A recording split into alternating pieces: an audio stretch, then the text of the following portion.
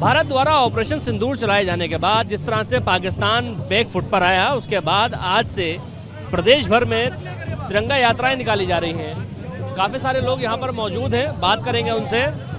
ये जो पूरी तिरंगा यात्राएं निकाली जा रही हैं, उसको लेकर के क्या कहेंगे? आज देश की आन बान शान जो तिरंगा है, ये उसकी यात्रा है। और मुझे लग रहा है जिस ताकत के साथ भारतीय सेना ने अपना शौर्य दिखाया है, उन जो धर्म पूछ के बेगुनाहों को मार रहे थे, वो अधर्मी, उन अधर्मियों को धर्म सिखाया है मेरी भारत की सेना ने, और अंदर घुस के मारा है। उनको दर्द का एहसास कराया है कि दर्द किसे कहते हैं। मुझे लगता है कि आज देश एक साथ खड़ा है और भारत की जो सेना है उसकी गाथा का गान कर रहा है। हिंदू, मुस्लिम, सिख, ईसाई सब इस जश्न में शामिल हुए हैं और ये एक बड़ा एहसास है कि हम साथ साथ हैं।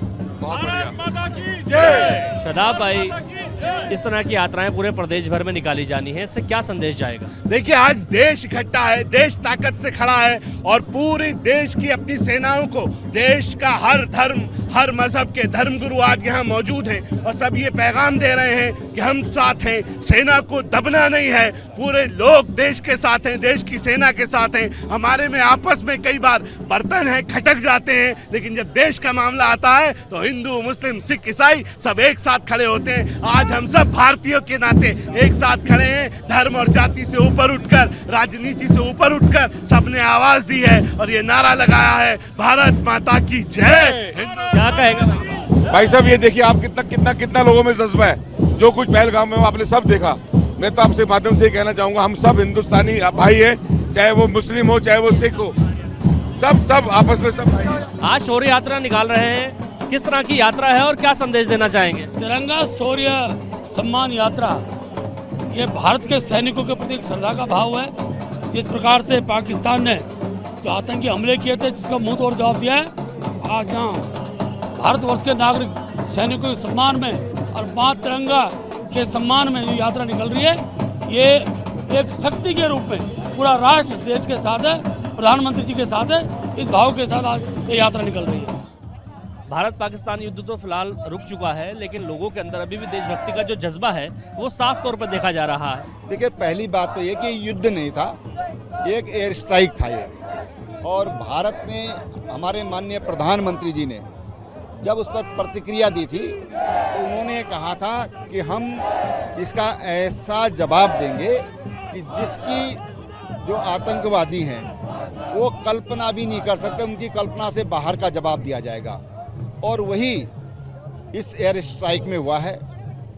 पाकिस्तान के अंदर आतंकवादियों के जो 9 गढ़ थे, जहां पर उनके प्रशिक्षण केंद्र थे, लॉन्चिंग पैड थे, उनको ध्वस्त करने का काम हमारी सेना ने किया, बहुत सटीक किया और चुन कर मारा है, हम कह सकते हैं।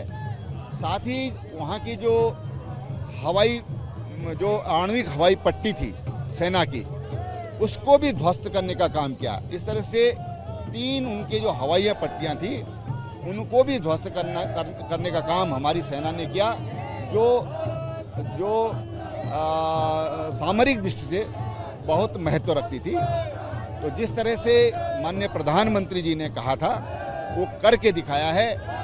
और मैं ये कह सकता हूँ कि पिछले 10 सालों में हमारी सैन्य ताकत, हमारी सेनाओं का मनोबल इतना बढ़ा है कि चाहे डोकलाम में चीन ने घुसने की कोशिश की, उनको भी पीछे हटना पड़ा, या फिर गलवान में घुसने की कोशिश की, तब भी चीन को पीछे हटना पड़ा और बड़ा बलिदान उनको देना पड़ा।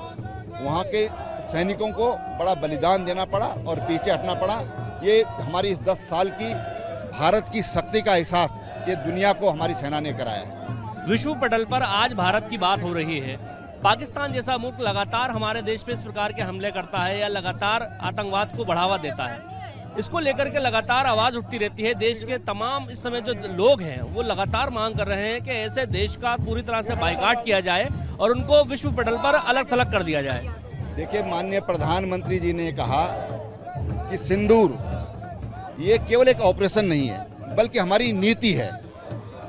अब नीति है यानी कि भविष्य में भी अगर इस तरह की गतिविधियां पाकिस्तान द्वारा प्रायोजित की जाती हैं तो भारत की सेना नीति के अनुरूप उसका बदला चुकाएगी।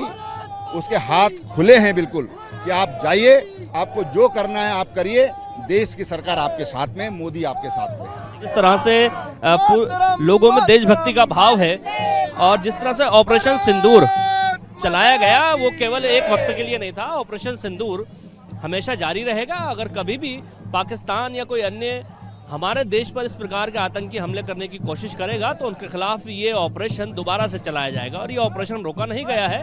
ऑपरेशन सिंदूर हमेशा चलता रहेगा। ऑपरेशन सिंदूर इस वक्त हमारी सुरक्षा के लिए एक तरह की नीति बन चुका है और उस नीति के अनुसार ही आतंकवादियों से निपटा जाएगा। Danish Khan, ABP live, Dehradun.